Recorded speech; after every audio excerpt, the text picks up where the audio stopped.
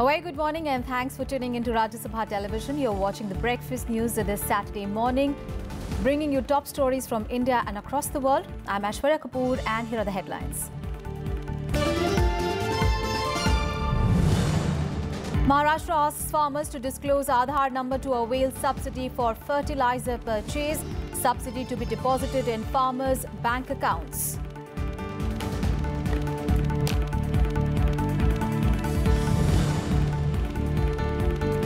Union Cabinet approves over 7,000 crore rupees for permanent campuses of 6 new IITs. Campuses to house over 7,000 students on completion.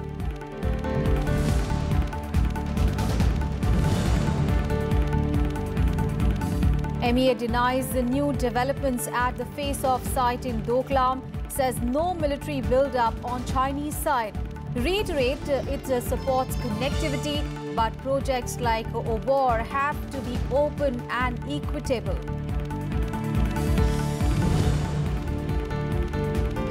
Spain dismisses Catalonia's president and cabinet, dissolves its parliament after autonomous region declares independence, calls fresh elections on 21st of December.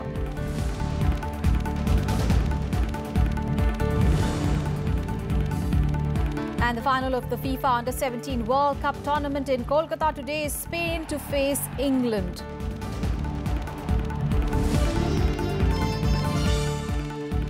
Our top stories from Maharashtra, where the state government has said that farmers will have to disclose Aadhaar number while purchasing fertilizers through point-of-sale merchandise for availing subsidy. The subsidy on fertilizers purchased would be then deposited in the farmers' bank accounts. Now, this system will be implemented from 1st of November. Farmers won't need to have a debit or a credit card to purchase. As of now, they can pay in cash, but their Aadhaar will be entered in the POS machine. Now, the intention of this system is to prevent a diversion of subsidized fertilizers for industrial use or exports. In the existing system, dealers can divert subsidized fertilizers that are meant only for farmers for industrial use or for exports. Now, the state government has also said that it has transferred 392 crore rupees in farmers' accounts in 11 banks under the Farm Loan Waiver Scheme. The government had announced that 34,000 crore rupee loan waiver scheme would be implemented from June this year. And the Union Cabinet has approved over 7,000 crore rupees for the reconstruction of permanent campuses of 6 new IITs across the country. Now, these permanent campuses are to be established in Tirupati in Andhra Pradesh, Palakkad in Kerala, Dharwad in Karnataka, Jammu and Kashmir, and in Bhilai in Chhattisgarh and in Goa. Now, these campuses will have a facility to house 1,200 students from academic year 2020 to 2021. Now, currently, these institutions are functioning from temporary campuses with a total strength of 1,530 students. Now, after the construction of these campuses, this strength will go up to 7,200. Academic sessions of the IITs at Tirupati and Palakkad started in 2015-16 and at Dharwad, Bhilai, Jammu and Kashmir and Goa in 2016-17 from their respective temporary campuses. And Tamil Nadu has urged the centre to take steps without any delay to secure the release of 54 Indian fishermen and 140 boats from Sri Lanka. In a letter to Prime Minister Narendra Modi, Chief Minister K. Palanisamy urged him to take up the alarming and frequent abduction of fishermen in their traditional waters with the highest authorities in the Sri Lankan government. He also appealed to the Prime Minister to ensure the safety and security of Indian fishermen in the Park Bay. Palanisamy said that recently 46 fishermen and their 9 mechanized fishing boats were apprehended in separate incidents. So far, this year, 317 Tamil Nadu fishermen and 62 fishing boats have been apprehended in 59 incidents.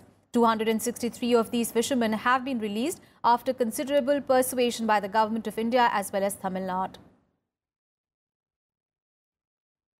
News from Himachal Pradesh, where campaigning is underway for the assembly elections. Now, Congress Vice President Rahul Gandhi has formed headed by veteran party leader Vidya Stokes, and the panel has been formed to ensure proper coordination among leaders and to minimize dissensions within the party. It will also help ensure that the Congress party contests the 9th of November assembly polls in Himachal Pradesh as a united force. The Congress is contesting the polls under the leadership of Veerbhadra Singh. Another leader quit the Congress on Friday. Rajput leader Dinesh Chaudhary joined the BJP a day after the grandson of Himachal's first chief minister quit the Congress. On to the other top story. The Ministry of External Affairs has denied reports of new developments at the face-off site in Doklam. Now, rubbishing reports about an alleged Chinese military build-up in the area and its vicinity, External Affairs Ministry spokesperson Ravish Kumar said that the status quo prevails in Doklam since the disengagement on 28th of August. Remember, India and China were locked in a 73-day-long standoff in Doklam starting 16th of June after India stopped the building of a road in the disputed area by the Chinese army. Not to paint an alarmist picture. From what I can make out, this particular news report refers to alleged Chinese build-up well within China. I would like to reiterate that there are no new developments at the face-off site and its vicinity since the August 20th disengagement. The status quo prevails in this area. Any suggestion to the contrary is incorrect and mischievous. Meanwhile, India has begun sharpening its alliance diplomacy in the Asia-Pacific region days after Chinese President Xi Jinping asked the Chinese army to be combat ready. Now, India has hinted that alliance talks for a quadrilateral forum between India, Japan, US and Australia is on the cards. Though the proposal is at a preliminary level, going forward would depend upon China's stance. India is open to proposals of working with Japan, US and Australia as suggested by Japanese Foreign Minister Taro Kono on Thursday. External Affairs Ministry spokesperson Ravish Kumar said this will be done keeping in view India's interests in the region. India is open to working with like-minded countries on issues that advance our interests and promote our viewpoint. We are not rigid in this regard. As far as we are concerned, we have an open mind to cooperate with countries with convergence, but obviously on an agenda which is relevant to us. Indian assent to the quadrilateral comes close on the heels of Chinese President Xi Jinping hardening his stance as far as regional overreach is concerned. Reaching out to Pakistan on Thursday, China had praised its actions against terrorists, even as the US and India asked Pakistan to do more. There are a number of such initiatives which we are part of. For example, we did the trilateral meeting with Russia and China last year, and this was on the topic of Asia-Pacific. We also do an India, Sri Lanka, Maldives trilateral on security matters. Accepting a proposal of a quadrilateral is a new strategy for India. How it pans out in the future remains to be seen. It is a signal to China that India will not restrain itself diplomatically if China rests on its old policies towards India. Indeed, Chinese policies are hostile towards India, and India wants to respond in the same way. Akhilesh Suman for Rajya Sabha Television with camera person Manoj in Delhi. And India has said that it hoped that the direction and the policies set by the Communist Party Congress in China will further promote Sino-India relations and contribute to peace and stability in the region. On China's offer for India to join its One Belt, One Road initiative, which includes the China-Pakistan Economic Corridor, the Ministry of External Affairs said that India's position on the issue is well known. The MEA reiterated that though India supports connectivity, it has to be open and equitable. India, remember, has objected to the CPEC as it is being laid through a disputed territory. India also boycotted the high-profile Belt and Road Forum organized by China in May this year. On both OBOR and Kashmir, our stand is very clear. We have articulated our stand on OBOR several times from this forum, and there is no change in that stand. We are for connectivity, but connectivity which is open, which is free, which is equitable. On to some other news now. Visiting a defense minister of France, Florence held wide-ranging talks with her counterpart Nirmala Sitharaman yesterday. The talks were aimed at boosting defense and security ties, focusing on co-development of military platforms and enhancing cooperation in the maritime sphere as well. Both the leaders also discussed the regional security situation and the transfer of a critical technology for defense projects. Pali, remember, is on a 2-day visit to India and will call on Prime Minister Narendra Modi and meet National Security Advisor Ajit Doval as well. She is also likely to push for a follow-on order of additional Rafale fighter jets after the delivery of 36 jets under a 58,000 crore rupee deal that was finalized last year. And in a stern message to Pakistan, the United States has asked it to take a decisive action against terror groups. The Trump administration has said that if Pakistan fails to act against terror, the US will adjust its tactics and strategies to deal with the issue. The US State Department spokesperson has said that Pakistan should dismantle terrorist safe havens on its soil. It also said that the Secretary of State Rex Tillerson has put the US expectations before Pakistan leadership during his visit to Islamabad. The US's message to Pakistan comes a day after Pakistani Foreign Minister Khwaja Asif said that his country will neither surrender to the US nor compromise on its sovereignty. He had also denied having received a terrorist wish list from the United States. Tillerson said at a news conference in Geneva after wrapping up his maiden trip to Afghanistan, Pakistan and India, and I quote him now, "Here is what we need for Pakistan to do. We are asking you to do this. We are not demanding anything. You are a sovereign country. You will decide what you want to do, but understand this, what we think is necessary. And if you don't want to do that, don't feel you can do it. We'll adjust our tactics and our strategies to achieve the same objective in a different way," quote unquote. And in Breakfast News, we'll take a very short break. We'll be back with more news.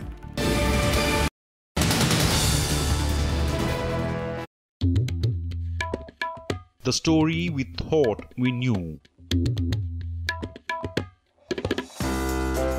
The story of magnificence,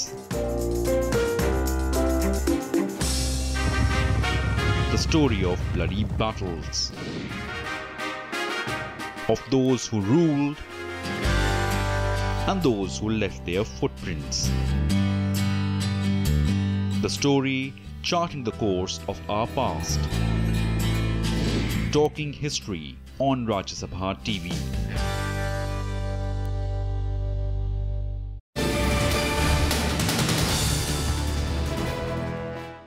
Thanks for staying with us.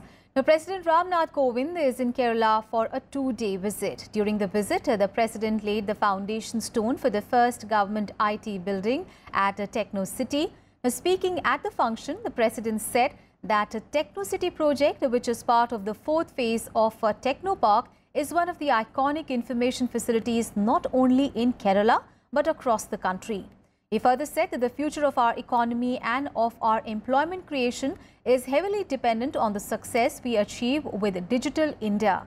Today, the President will travel to Kochi to grace the valedictory function of the Diamond Jubilee celebrations of the High Court of Kerala. Kerala has also become known for its strength in the services sector and the knowledge economy. The future of our economy and of our employment creation is heavily dependent on the success we achieve with Digital India. The jobs of tomorrow will come more and more from digital services and other opportunities that are derived from the internet. Kerala is potentially a powerhouse of Digital India. It is one of India's most connected states with among the highest rates of mobile phone penetration. And Prime Minister Narendra Modi addressed trainee officers of the 92nd Foundation course at the prestigious LBS National Academy of Administration in Missouri on Friday. He asked them to look beyond books and develop the ability of connecting with people to serve them better. The Prime Minister said that they must also be alert and attentive to the people around them whom they are meant to serve. He also gave tips on how to prepare for their life immediately after the end of the training. The Prime Minister stressed on the importance of public participation for policy initiatives to be successfully implemented. The Prime Minister said that before independence, the civil services were tasked with the objective of preserving the British Raj, but now the objective of the civil services is the prosperity and the well-being of the people. Prime Minister Modi asked them to imbibe the learnings of the trek such as team spirit and leadership and apply them throughout their careers. He said social movements can drive change in a democracy and the civil services should be catalysts for the same. He urged OTs to tour the field areas during their postings. On to some other news now. The centre has sought help from the state governments in identifying and tracking properties belonging to shell companies. The centre has insisted that the process of identification of such properties needs to be implemented and completed at the earliest, and requisite information be shared with the Ministry of Corporate Affairs in a time-bound manner. Here are the details. Cracking the whip on shell companies, the Ministry of Corporate Affairs has sought the response of state governments for identification and tracking of properties belonging to these unlisted companies. The said properties were struck off the records of Registrar of Companies earlier this year. On Thursday, a high-level meeting was organized to discuss the follow-up action by states on properties belonging to over 2 lakh shell companies. आज आप foreign direct investment की बात करते हैं, ease of doing business की बात करते हैं. अगर कंपनीज रिलायबल नहीं है, अगर उनको कोई क्रेडिबिलिटी नहीं है, अगर वो शेल कंपनीज हैं, तो उसका मतलब क्या हुआ? मतलब ये हो कि कल को कोई भी आदमी आपके कंट्री में इन्वेस्ट करने से 3 बार सोचेगा कहीं ये कंपनी रिलायबल है या नहीं है, वो इन्वेस्टमेंट कैसे करेगा? तो ये एक बहुत ही सीरियस इशू है और इसके ऊपर तो तुरंत और ज़्यादा से ज़्यादा कार्रवाई की जानी चाहिए. The efforts are a part of the government's move to crack down on dubious companies. The Corporate Affairs Ministry is probing deposits of over $1 billion made by around 20,000 companies during the cash ban last year, even as its Serious Fraud Investigation Office is investigating more than 1,500 companies for allegedly violating the Companies Act.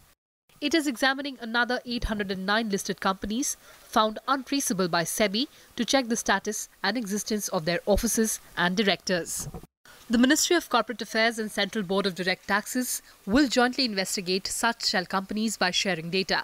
The directors of the shell companies will face restrictions from taking up similar positions at other companies. The government is conducting massive data mining exercise to trail the ultimate beneficiaries of these shell companies. Using data analytics and artificial intelligence, the information that will be collected would be used to track down and punish the offenders. And experts feel with this crackdown, billions could be unearthed. Reporting from Delhi with camera person Narayan, I'm Kriti Mishra for Rajya Sabha Television. Our top international focus now. Spain has dismissed Catalonia's president and cabinet and dissolved its parliament. Now, the unprecedented measures to seize control of the administration in Barcelona came after the autonomous region's parliament on Friday declared independence. While Spain announced that fresh elections would be held in Catalonia on 21st of December, the dismissed Catalonia president has called for the secessionist momentum to continue. El País, Spain's best-selling newspaper, rolling off the presses, marking a critical day in the country's democracy. It was a day that saw an unprecedented event. Spanish Prime Minister Mariano Rajoy dismissing Catalonia's president and cabinet and dissolving its parliament. This came hours after lawmakers in Catalonia defied Madrid and voted overwhelmingly to declare independence. Rajoy argued that Catalan separatists left him no choice. He disuelto el Parlamento de Cataluña y que el próximo 21 de diciembre se celebrarán elecciones autonómicas en esa comunidad autónoma. Earlier in Catalonia's parliament, MPs voted 70-10 to form the Catalan Republic as an independent and sovereign state. While opposition parties walked out of the chamber, Separatists say the vote means they no longer fall under Spanish jurisdiction. As soon as the result of the vote was out, pro-independence crowds massed outside Parliament cheered, waved flags, including the Catalan separatist flag. Celebrations were on the Barcelona streets as well, with Catalan President Carles Puigdemont urging supporters to maintain the momentum. La llibertat de casar, de tot el poble català que estan lluitant molts d'anys. Una gran emoció.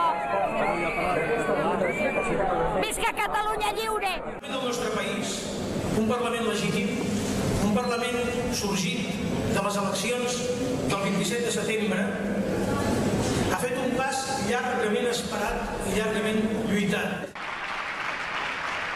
Less than an hour after that address, the Spanish Senate granted the Madrid government powers under Article 155 of the Constitution to sack Puigdemont and his ministers. The Spanish Constitutional Court is also likely to declare the vote illegal, with Spanish prosecutors saying they will file charges of rebellion against Puigdemont. The EU, the US, the UK, Germany and France all expressed support for Spanish unity. Governments of Colombia and Mexico also made statements in support of Spanish government. El gobierno colombiano ha estado siempre acompañando al gobierno de España, respaldando la posición del gobierno de España. Queremos una España unida. Eso es lo que a España le conviene y al mundo le conviene.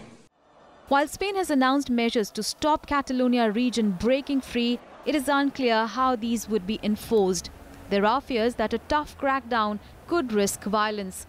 The developments follow an independence referendum held in Catalonia on the 1st of October, wherein 90% people voted in favour of independence. However, the day was marked with a low turnout of 43% and a crackdown by Spanish police, leading to violent clashes. Bureau Report, Rajya Sabha TV. And US Defense Secretary James Mattis is in South Korea to emphasize diplomatic efforts in a way to resolve the ongoing crisis between Washington and Pyongyang. On Friday, Mattis visited the heavily militarized border dividing the Korean peninsula with the South Korean counterpart Song Young-moo. Speaking to media, Mattis said that Washington's goal is not to wage war with Pyongyang, but to convince the leader Kim Jong-un to give up his nuclear arsenal. He is also likely to hold annual defense talks with his South Korean counterpart.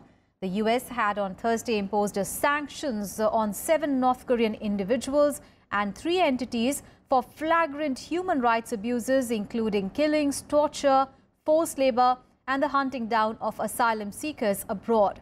Mattis is on a 2-day trip to Seoul. North Korean provocations continue to threaten regional and world peace, and despite the unanimous condemnation by the United Nations Security Council, and as the U.S. Secretary of State Tillerson has made clear, our goal is not war, but rather the complete, verifiable, and irreversible denuclearization of the Korean Peninsula. A big story coming in from Kenya, where violence broke out again in the opposition stronghold of Kimusu, Western Kenya, on Friday between the protesters contesting the extending election planned initially for Saturday. The country's election commission had extended the presidential poll in Kisumu and cities in 4 other counties because violence had prevented the opening of polling stations and demonstrators on Thursday. Later in the day, Electoral Commission postponed the vote indefinitely due to the risk of violence. The opposition, however, has rejected the election rerun as a sham and has said that the polls should be cancelled. Opposition leader Raila Odinga pulled out of the contest earlier this month, saying that the contest against President Uhuru Kenyatta was not going to be fair. He urged his supporters not to take part in the vote. In the rest of Kenya, most of the polling stations were able to open, but the turnout was below 35%, and there were clashes in slums and in the coastal city of Mombasa as well. When, as a commission, we agreed and decided to go on with these repeat elections, as directed by the Supreme Court, we were determined to go beyond all expectations to make it an election beyond any form of reproach. Against all odds and against threats and intimidation, The dedicated staff of IBC went out to deliver an election that the nation could be proud of. News from the football field. Spain will face England in the ongoing FIFA Under-17 World Cup final tournament in Kolkata today. In the semi-finals on Wednesday, Spain defeated Mali 3-1 at Navi Mumbai to book a final berth for the fourth time. However, England stunned three-time champions Brazil by the same margin at Kolkata to enter their maiden final. The two losing semi-finalists, Brazil and Mali, will also play for the third place today.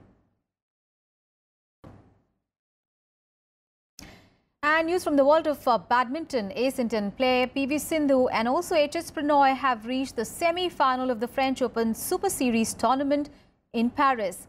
Olympic silver medalist PV Sindhu defeated world number 10 Chinese Chen Yufei in straight games 21-14, 21-14. PV Sindhu will next play the winner of another quarterfinal between third seed Sung Ji-hyun of Korea and Japanese fifth seed Akane Yamaguchi. In another match, an HS Pranoy defeated the South Korean Jeon Hyok-jin 21-16, 21-16. This was his first victory in their two meetings against his South Korean counterpart. Meanwhile, Kidambi Srikanth defeated fourth-seeded Chinese Shi Yugi 8-21, 21-19, 21-9 in a hard-fought match.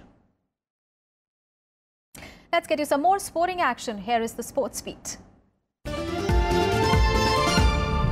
Ace Indian shooters Sangram Dahya and Amanpreet Singh have won a medal in the International Shooting Sport Federation World Cup final in New Delhi.